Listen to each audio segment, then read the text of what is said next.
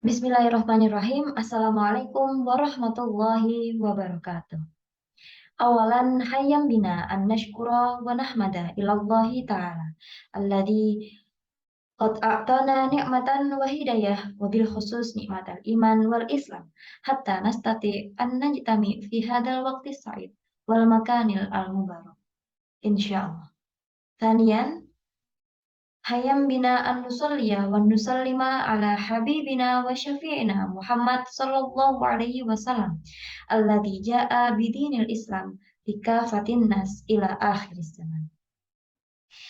Yang terhormat Bapak Kifah Aha Putra MPDI selaku dosen pengampu mata kuliah studi fikih matematika D serta teman-teman kelas matematika D yang kami banggakan. Pada kesempatan kali ini, izinkan kami kelompok 4 untuk mempresentasikan video tentang prinsip dan karakteristik fikih. Tim kami diantaranya yang pertama ada Muhammad Al-Fauzan Furqon, kemudian saya sendiri Fatimah Ziza Amin, dan yang terakhir rekan saya Natasha Talia Salsabila. Seperti yang kita ketahui, ilmu fikih merupakan ilmu yang logis, ilmiah, dan terstruktur. Belajar tentang ilmu fikih tidak hanya teori saja yang dipelajari, namun juga praktek. Praktek dalam artian ketika mempelajari ilmu fikih dan terdapat suatu perintah, maka kita harus melaksanakannya, dan bila dalam ilmu fikih terdapat larangan, maka kita harus menjauhkan untuk melakukan larangan tersebut. Bicara mengenai suatu hal pasti memiliki prinsip serta karakteristik. Begitu juga dengan ilmu fikih. Lalu apa saja prinsip serta karakteristik ilmu fikih? Kami kelompok 4 akan mencoba menjelaskannya kepada teman-teman kelas matematika D. Materi yang akan kami sampaikan yang pertama ada prinsip fikih, yang kedua yaitu karakteristik fikih, dan yang terakhir adalah kesimpulan. Materi pertama akan disampaikan oleh rekan saya Natasha Talia Salsabila, yaitu terkait prinsip fikih. Kepadanya kami persilahkan. Pembahasan yang pertama yaitu prinsip fikih. Prinsip fikih secara umum terbagi menjadi dua, yaitu yang pertama, meraih kemaslahatan dan menolak kemafsadatan. Prinsip ini menjelaskan bahwa apabila dalam waktu yang sama dihadapkan kepada pilihan antara menolak kemafsadatan atau meraih kemaslahatan, maka yang harus didahulukan adalah menolak kemafsadatan. Ulama mengatakan prinsip ini merupakan prinsip paling utama dalam pensyariatan hukum Islam. Karena itulah syariat Islam diturunkan Allah Subhanahu wa taala untuk mengatur supaya seluruh perilaku manusia berdampak pada kemaslahatan mereka di dunia maupun akhirat. Yang kedua yaitu memberikan kemudahan dan menolak kesukaran. Allah menurunkan segala ketentuan kepada manusia di bumi ini tidak lain untuk kemaslahatan manusia. Maka disyariatkannya kemudahan merupakan sebagai bagian dari mewujudkan misi maslahat tersebut. Selain itu, terdapat prinsip fikih menurut Juhaya S. Praja. Yang pertama yaitu prinsip tauhid. Tauhid merupakan salah satu prinsip umum hukum Islam yang menjadi dasar ajaran Islam. Prinsip ini menyatakan bahwa semua manusia ada di bawah satu ketetapan yang sama, yaitu ketetapan tauhid yang dinyatakan dalam kalimat La ilaha illallah, tiada Tuhan selain Allah. Pelaksanaan hukum Islam merupakan ibadah dan dalam artian menyerahkan diri kepada Allah Subhanahu wa taala dalam bentuk mensyukuri. Prinsip tauhid ini juga menghendaki dan memposisikan untuk menetapkan hukum sesuai dengan apa yang diturunkan Allah, yaitu dalam Al-Quran dan As-Sunnah. Barang siapa yang tidak menghubungi dengan hukum Allah, maka orang tersebut dapat dikategorikan ke dalam kelompok orang-orang kafir, zalim, dan fasik sesuai dengan firman Allah dalam surat Al-Maidah ayat 44, 45, dan 47. Yang kedua yaitu prinsip keadilan. Dalam prinsip ini, lahir kaidah yang mengatakan bahwa Islam dapat berbuat sesuai dengan ruang dan waktu. Prinsip ini sesuai dengan tujuan dari pembentukan kaidah fikih itu sendiri pada praktiknya. Hukum tersebut disesuaikan dengan keadaan yang ada di masyarakat. Prinsip ini didasarkan pada Quran surat An-Nisa ayat 135 dan Quran surah Al-Maidah ayat 8. Yang ketiga yaitu prinsip amar ma'ruf nahi munkar. Dua prinsip ini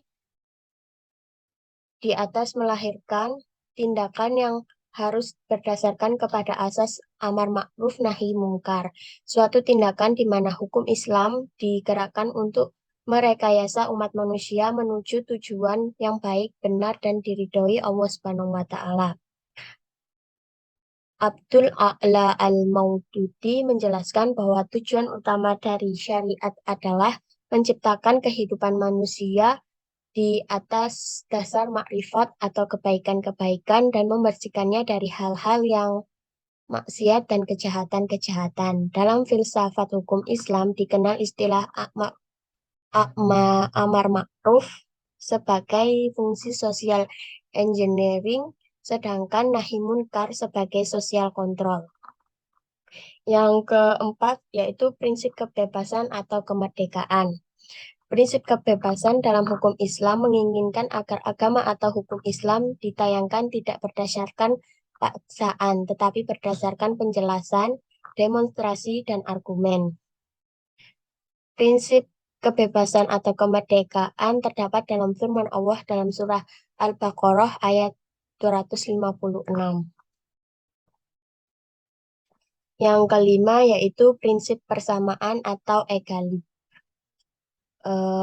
Prinsip persamaan yaitu prinsip Islam yang menentang adanya perbudakan dan penghisapan darah manusia antar manusia.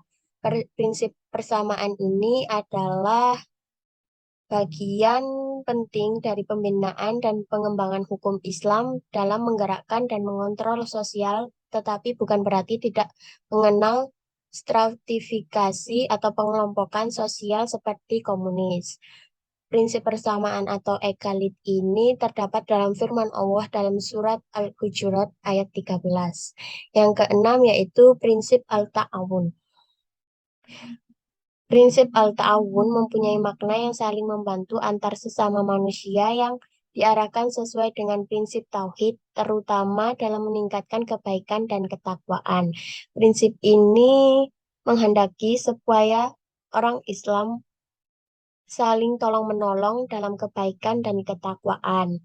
Prinsip ini adalah suatu prinsip yang mulia dan mengandung nilai tinggi dan terabaikan oleh umat Islam. Yang ketujuh yaitu prinsip toleransi atau tasamuh. Prinsip toleransi yang sesuai dengan Islam adalah toleransi yang menjamin tidak terlanggarnya hak-hak Islam dan umat yang tegas. Toleransi hanya dapat diterima apabila tidak merugikan agama Islam.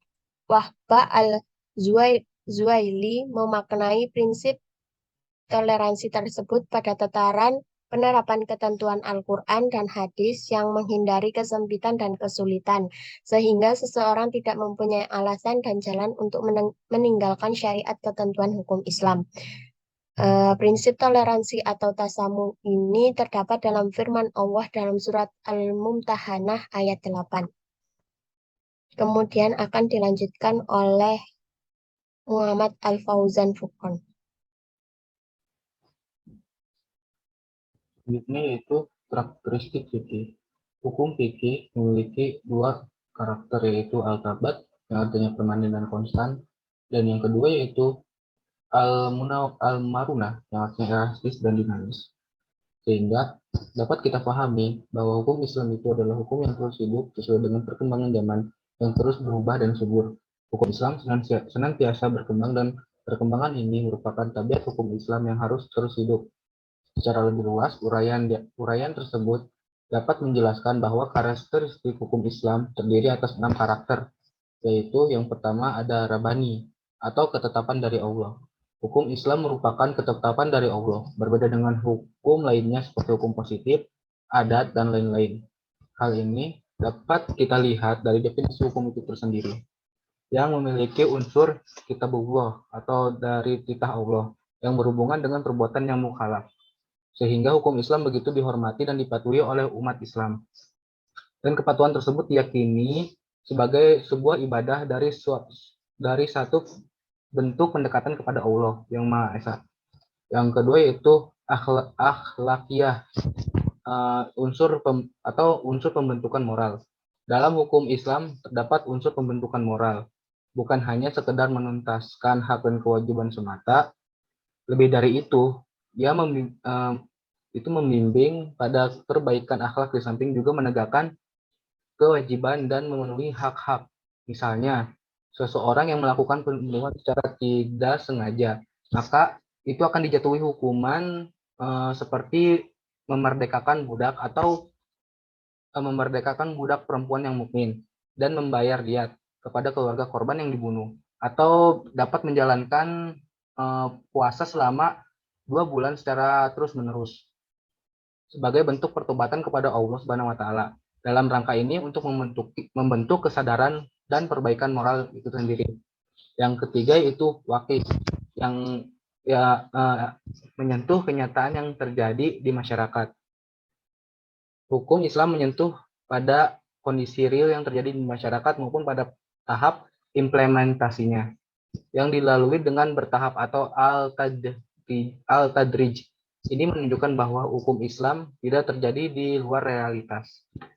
Selanjutnya yaitu insaniyah, meningkatkan taraf hidup manusia, membimbing dan memelihara sifat kemanusiaan, yang artinya hukum Islam diturunkan untuk meningkatkan taraf hidup manusia, membimbing dan memelihara sifat-sifat kemanusiaannya. Oleh sebab itu, hukum Islam datang dengan menghormati martabat manusia sebagai kesatuan jiwa dan raga serta rohani. Dia memelihara kemuliaan manusia dan manusia secara konferensif. Yang selanjutnya yaitu tanasuk atau keteraturan di antara kecenderungan madiyah dan rohaniyah, yang berarti keteraturan yang dimaksud di sini itu adalah hukum Islam yang bagian yang dikandungnya berjalan secara teratur dan seimbang dalam mencapai suatu tujuan. Akan tetapi keteraturan ini hanya akan bisa didapati oleh seorang yang melihat hukum Islam itu secara keseluruhan. Nah, hukum Islam ini mengambil jarak yang sama di antara sisi-sisi yang berlawanan. Tidak bersifat kapitalistik maupun marxisis. Maksudnya tuh hukum Islam berada di tengah-tengah antara kecenderungan madiyah atau materialistik dengan kecenderungan rohaniyah itu sendiri. Yang terakhir, yang keenam, yaitu karakteristik sumuli, yang mencakup seluruh aspek kehidupan, yang berarti hukum Islam tidak hanya mengatur urusan ibadah, akan tetapi juga mencakup seluruh aspek kehidupan manusia melalui hukum seperti hukum keluarga atau al-lawa al-syakiyah, hukum perdata al-madaniyah, hukum pidana al-jinayah, hukum acara al-murafat, hukum perundang-undangan al-dusturiyah, hukum tata negara al-dawiyah, serta hukum ekonomi dan keuangan al-iqtisadiyah wa al-ma'iyah. Selanjutnya yaitu karakteristik menurut beberapa tokoh. Yang itu salah satunya dari Hasbi As-Siddiqi. Menurut Hasbi As-Siddiqi, hukum Islam adalah hukum yang berkarakter dan mempunyai ciri-ciri khas. Hukum Islam mempunyai 3 karakter yang merupakan ketentuan-ketentuan yang tidak dapat berubah. Karakteristik dan ciri-ciri khasnya yang 3 yaitu ada takamul, wasatiyah, dan harokah. Takamul sendiri yang berarti sempurna, buat, dan tuntas. Hukum Islam yang membentuk umat dalam satu kesatuan yang bulat maupun mereka berbeda-beda bangsa dan berlainan suku. Meskipun masa berganti masa, hukum Islam tetapi memiliki karakter yang utuh, harmonis, dan dinamis. Yang selanjutnya itu wasatiyah atau imbang dan harmonis. Dalam hukum Islam menempuh jalan tengah atau jalan yang seimbang antara kepentingan jiwa dan raga, menjelaskan seluruh aspek kehidupan. Yang keempat yang menurut Hasbi itu adalah harokah atau dinamis, yang artinya bergerak dan berkembang sesuai dengan perkembangan zaman. Selanjutnya menurut Miyardi Mursyid. Menurut beliau, karakteristik dari fikih itu ada 3. Secara keseluruhan yaitu komprehensif dan universal. Dalam artian komprehensif ini meliputi beberapa aspek, yaitu Islam adalah agama yang menyentuh seluruh isi kehidupan manusia. Islam adalah sistem yang menyeluruh mencakup seluruh sisi kehidupan, dan Islam adalah akidah yang lurus. Ibadah yang benar tidak kurang tidak lebih. Islam adalah agama yang sepanjang masa. Islam yang merupakan penyerahan diri kepada Allah dan bertauhid kepada Allah adalah agama masa lalu, hari ini, dan sampai akhir zaman. Selanjutnya itu